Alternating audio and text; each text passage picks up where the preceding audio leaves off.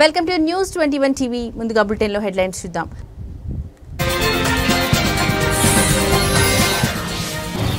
రాహుల్ గాంధీ సంచలన వ్యాఖ్యలు. మహారాష్ట్ర, హర్యానా ఎన్నికల్లో అక్రమాలు జరిగాయని ఆరోపణ.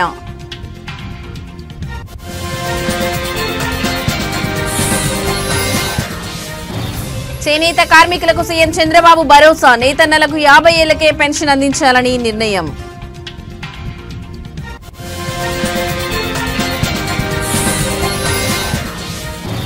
ఆసిఫాబాద్ రేషన్ కార్డుల పంపిణీలో రగడ. కాంగ్రెస్ నేతపై బాటిల్ విసిరిన ఎమ్మెల్యే కోవ లక్ష్మి.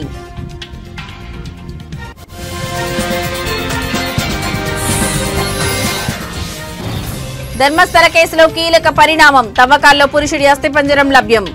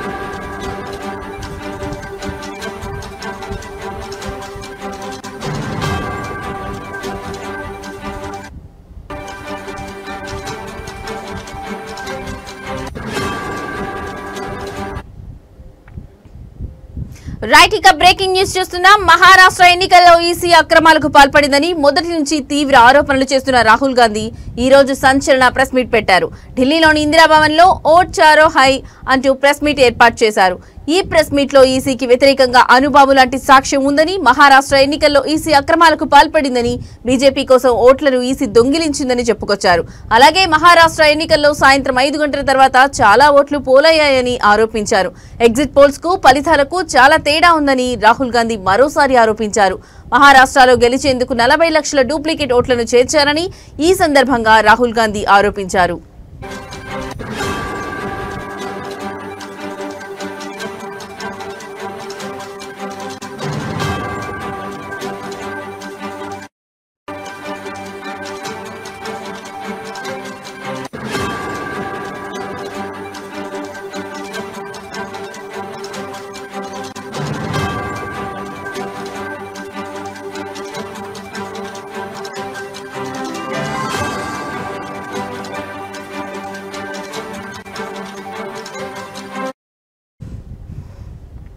దీంతో పాటుగా కాంగ్రెస్ అధికారంలో ఉన్న వివిధ ప్రాంతాల్లో గెలిచిన ఎంపీ స్థానాల్లో సైతం నకిలీ ఓట్లతోనే బీజేపీ గెలిచింది. దీనికి పూర్తిగా ఎన్నికల సంఘం సపోర్ట్ ఉందంటూ రాహుల్ గాంధీ తీవ్రమైన విమర్శలు చేశారు. అలాగే తాము అడిగిన ఓటర్ల జాబితా కూడా ఇవ్వలేదని, అనేక ప్రాంతాల్లో ఓటింగ్ కేంద్రాల్లోని సీసీటీవీ ఫుటేజ్ మాయం చేశారని, బీజేపీ చెప్పినట్లే ఎన్నికల సంఘం నడుస్తుందని రాహుల్ విమర్శించారు.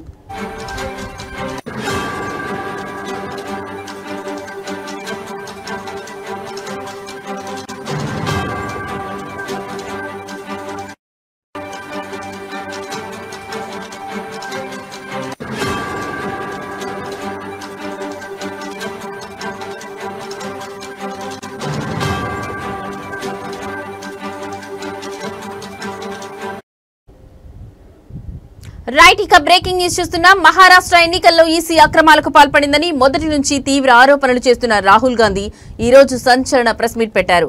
ఢిల్లీలోని ఇందిరాభవన్ లో ఓట్ చోర్ హై అంటూ ప్రెస్ మీట్ ఏర్పాటు చేశారు.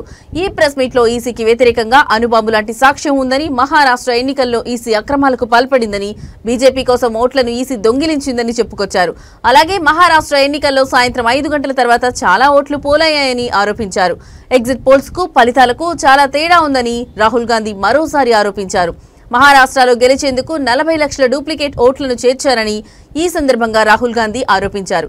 దీంతో పాటుగా కాంగ్రెస్ అధికారంలో ఉన్న వివిధ ప్రాంతాల్లో గెలిచిన ఎంపీ స్థానాల్లో సైతం నకిలీ ఓట్లతోనే బీజేపీ గెలిచింది. దీనికి పూర్తిగా ఎన్నికల సంఘం సపోర్ట్ ఉందంటూ రాహుల్ గాంధీ తీవ్రమైన విమర్శలు చేశారు. అలాగే తాము అడిగిన ఓటర్ల జాబితా కూడా ఇవ్వలేదని, అనేక ప్రాంతాల్లో ఓటింగ్ కేంద్రాల్లోని సీసీటీవీ ఫుటేజ్ మాయం చేశారని, బీజేపీ చెప్పినట్లే ఎన్నికల సంఘం నడుస్తుందని రాహుల్ విమర్శించారు.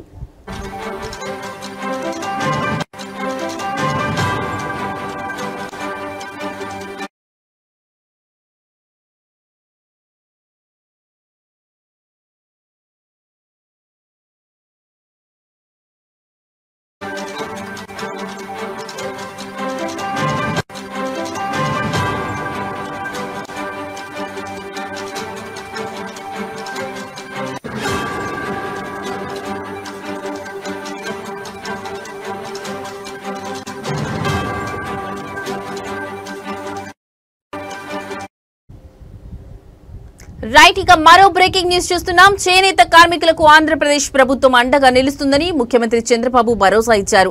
కార్మికుల సంక్షేమానికి కట్టుబడి ఉన్నామని స్పష్టం చేస్తూ వారికి 50 ఏళ్ల వయసు నుంచే పెన్షన్ అందించాలని నిర్ణయించినట్లు కీలక ప్రకటన చేశారు. నేతన్నలు చిన్న వయసులోనే అనారోగ్యాల బారిన పడుతున్నందునే ఈ నిర్ణయం తీసుకున్నామని చెప్పారు. భారతీయ సంస్కృతి సాంప్రదాయాలకు చేనేతలే ప్రతీకలని ముఖ్యమంత్రి కొనియాడారు. వారి ఆరోగ్య సమస్యలను దృష్టిలో ఉంచుకుని పెన్షన్ వయసును తగ్గించినట్లు వివరించారు.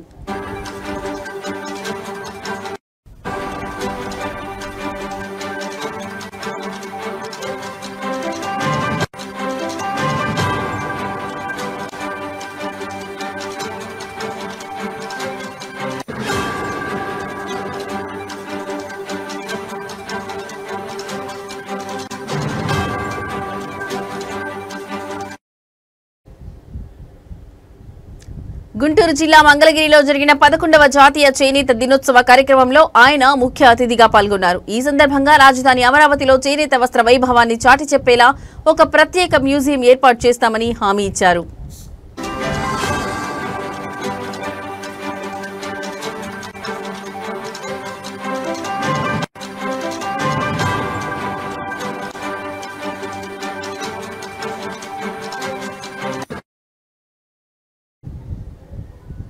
వ్యవసాయ రంగం తర్వాత అత్యధిక ఉపాధి కల్పిస్తున్న చేనేత రంగానికి తమ ప్రభుత్వం ఎప్పుడూ మద్దతు ఇస్తుందని తెలిపారు. గతంలో 55,500 మంది కార్మికులకు 27 కోట్ల రుణాలు అందించామని, 90,765 కుటుంబాలకు 100 యూనిట్ల వరకు ఉచిత విద్యుత్ సౌకర్యం కల్పించామని గుర్తు చేశారు.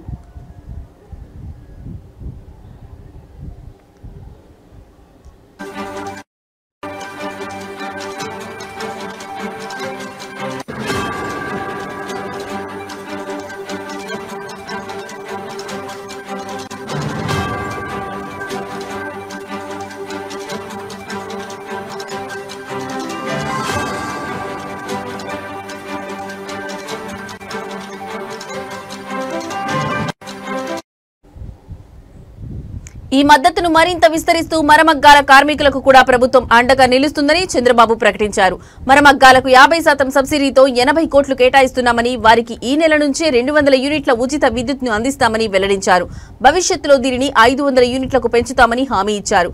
ఈ చర్యల ద్వారా రాష్ట్ర వ్యాప్తంగా సుమారు 93,000 చేనేత మరమగ్గాల కుటుంబాలకు లబ్ధి చేకూరుతుందని ఆయన పేర్కొన్నారు.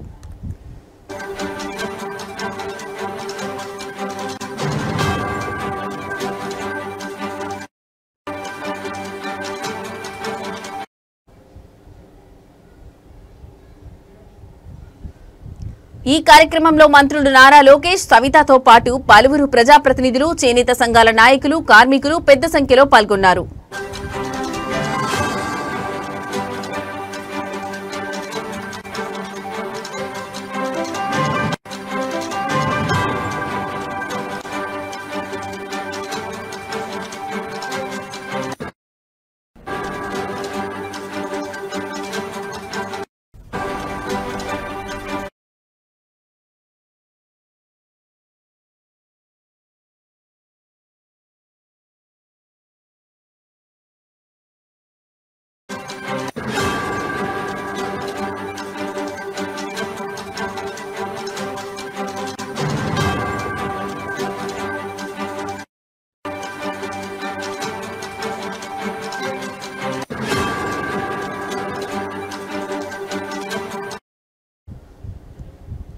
రైట్ మరో బ్రేకింగ్ న్యూస్ చూస్తున్నాం. కుమురం భీం ఆసిఫాబాద్ జిల్లాలో ఓ ప్రభుత్వ కార్యక్రమం రసభాసగా మారింది. రేషన్ కార్డుల పంపిణీ కోసం ఏర్పాటు చేసిన సభలో అధికార విపక్ష పార్టీల నేతల మధ్య మాటల యుద్ధం తీవ్ర స్థాయికి చేరింది.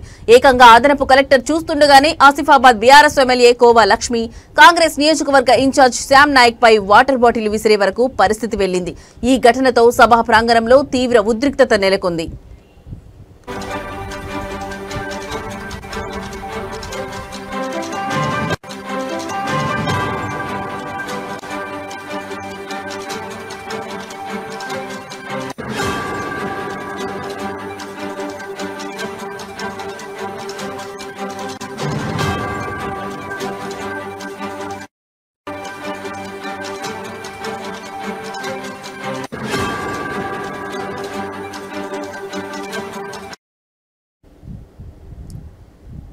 జిల్లాలోని జంకాపూర్లో కొత్త రేషన్ కార్డుల పంపిణీ కార్యక్రమాన్ని అధికారులు ఏర్పాటు చేశారు. ఈ కార్యక్రమానికి అదనపు collector David, MLA khoa Lakshmi, Congress నేత శ్యామ్ నాయక్ హాజరయ్యారు.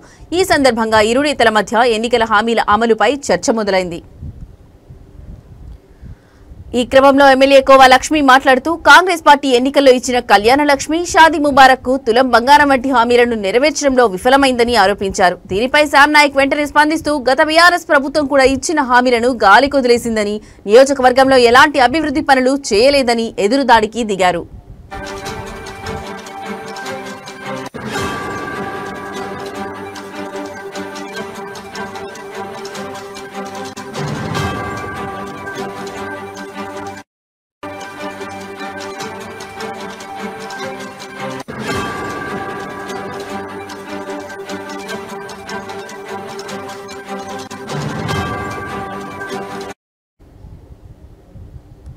ఈ ఆరోపణలు ప్రత్యారోపణలతో ఇద్దరి మధ్య మాటల యుద్ధం ముదిరింది. శ్యామ్ నాయక్ వ్యాఖ్యలతో తనను అవమానించారని భావించిన కోవా లక్ష్మి తీవ్ర ఆగ్రహానికి గురయ్యారు. ఆవేశంతో తన ముందున్న వాటర్ బాటిల్ తీసి ఆయన పైకి విసిరారు. ఊహించని ఈ పరిణామంతో సభలో ఒక్కసారిగా గందరగోళం నెలకొంది. వెంటనే అధికారులు జోక్యం చేసుకుని ఇరు వర్గాలను శాంతింపజేశారు.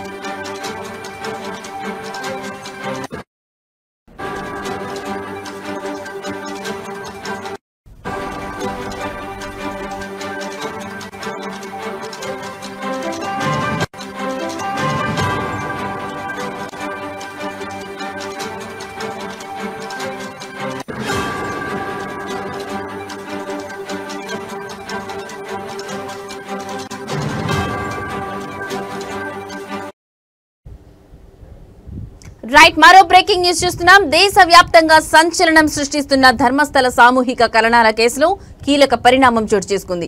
ఈ కేసుకు సంబంధించి ప్రత్యేక దర్యాప్తు బృందం సిట్ జరుపుతున్న తవ్వకాల్లో పురుషుడి అస్థిపంజరంతో పాటు పలువురు మానవ ఎముకలు లభ్యమైనట్లు కర్ణాటక హోంశాఖ మంత్రి జి పరమేశ్వర తొలిసారి అధికారికంగా ధృవీకరించారు.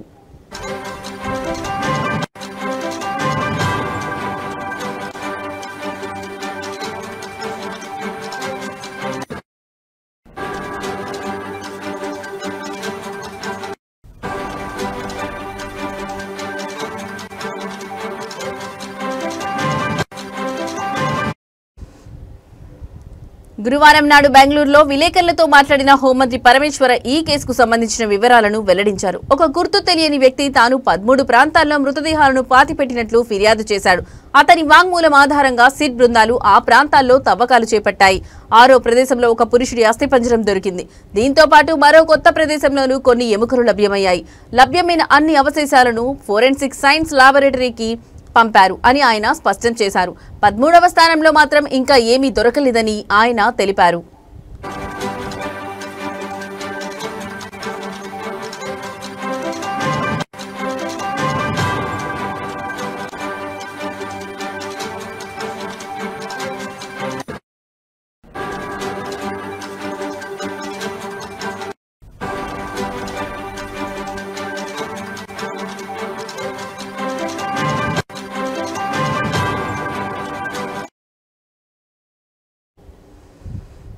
ఫిర్యాదుదారుడు మెజిస్ట్రేట్ ముందు సెక్షన్ 164 కింద వాంగ్మూలం ఇస్తూ తాను వందల సంఖ్యలో మృతదేహాలను పూడ్చిపెట్టినట్లు చెప్పడంతో ప్రభుత్వం ఈ కేసును తీవ్రంగా పరిగణించి సిట్ ఏర్పాటు చేసిందని పరమేశ్వర్ గుర్తు చేశారు.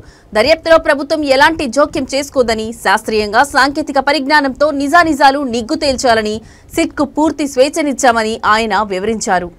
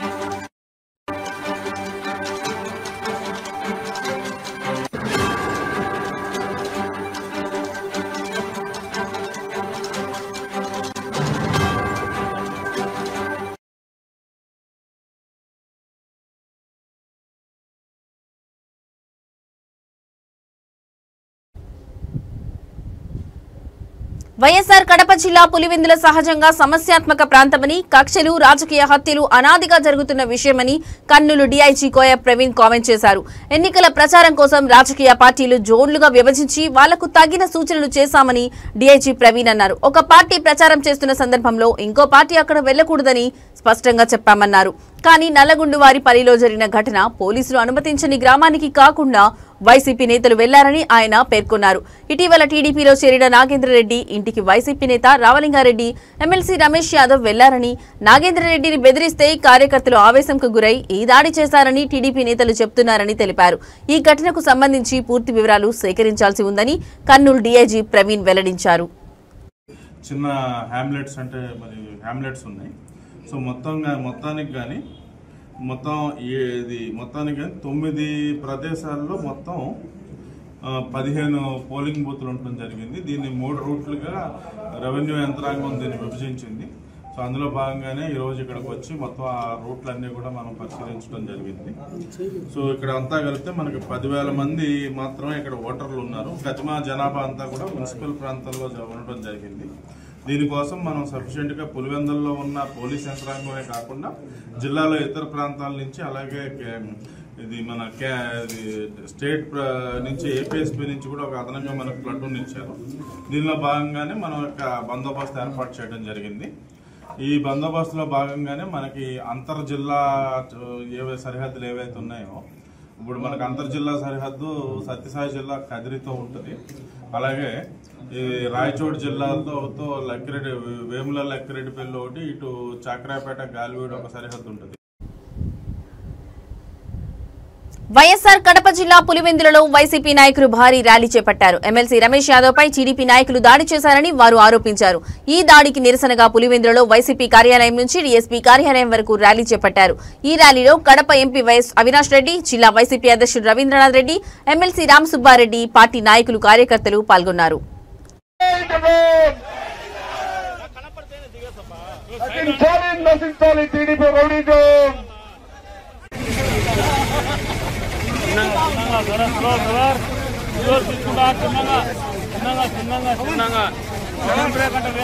ఇబ్బంది గురవుతారు.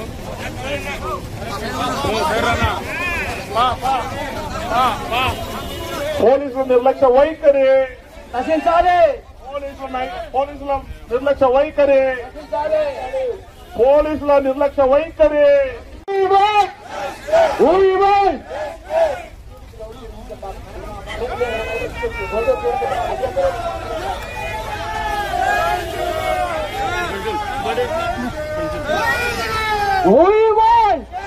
We won!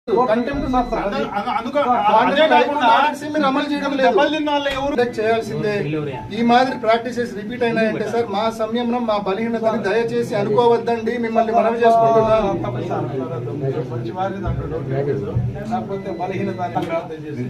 రేపటి నుంచి చెప్పిన ప్రకారము జరగబోయే ప్రతి నేరానికి పోలీసులు ఏమి గ్యారెంటీ ఉంటారని నేను అనుకోను. ఎందుకంటే మీకేం కాలజ్ఞానం తెలియదు, ఊహించగలుగుతారు. నేరం జరగకుండా మీరు జాగ్రత్తలు తీసుకోవడం మీ బాధ్యత. ఇక్కడ నా బాధ ఏంటంటే నిన్న ఎవడు కిరికిరి భాష అనేవాడు, విజయ్ కుమార్ అనేవాడు ఎవడైతే దాడి చేసి పుట్టినాడో హత్యా ప్రయత్నం చేసి. ఇవి ఇప్పటి వరకున్న బులెటిన్ అప్డేట్స్. నమస్కారం.